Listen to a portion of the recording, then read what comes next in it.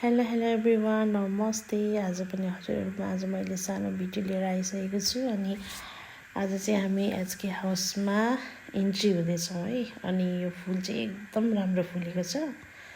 अनि यहाँनिर चाहिँ फोटो भिडियो लिने कार्यक्रम भइरहेको छ। अनि यो नजाराहरू लिँदै हामी चाहिँ इन्ट्री हुँदैछौँ एचके हाउसमा। अनि यो स्पेस चाहिँ यत्रो ठुलो छ, यहाँ चाहिँ बाइकहरू पार्किङ गर्ने ठाउँ है, राम्रो छ, ठुलो स्पेस छ। हजुरहरू पनि आउन सक्नुहुनेछ। अनि यो चाहिँ साइडमा एचके हाउसको चाहिँ वासरुमहरू है, एकदम व्यवस्थित छ, एकदम राम्रो सफा क्लिन है। अनि नजारा लिँदै हिँड्दैछौँ हामी चाहिँ भित्र, यहाँको प्लान्टहरू हेर्दै।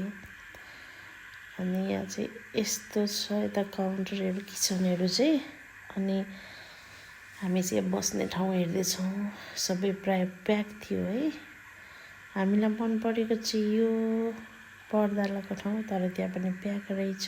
त्यही भएर हामी चाहिँ खाली ठाउँ हेर्दैछौँ।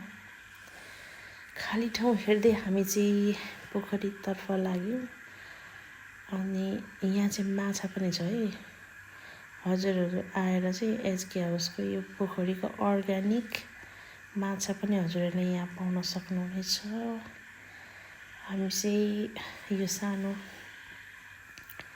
हाउसतिर जाँदैछौँ। यहाँनिर चाहिँ खाली भएको भएर हाम्रो साथीहरूले चाहिँ यहाँ बस्ने निर्णय गर्नुभयो, त्यही भएर हामी यता आयौँ है। यहाँ अलिक शीतल पनि रहेछ, अझ अलिक घाम पनि लागिरहेको थियो, त्यही भएर हामीले शीतलतिर बस्ने निर्णय गऱ्यौँ। यहाँ बसेर चाहिँ पोखरीको भ्यूहरू चाहिँ हेर्दै हामीले हाम्रो खाना खानेहरू चाहिँ अर्डर गरिसकेका छौँ। अबको केही बेरमा हामीले दिएको अर्डरहरू पनि रेडी भएर आउनेछ।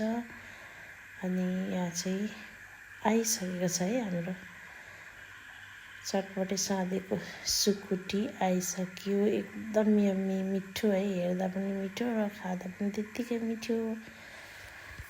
अनि हामीले चाहिँ लिन थाल्यौँ है। हाम्रो अर्डरहरू चाहिँ एकदम मिठो थियो, टेस्टी है। अनि लास्टमा खाइसकेको नजारा पनि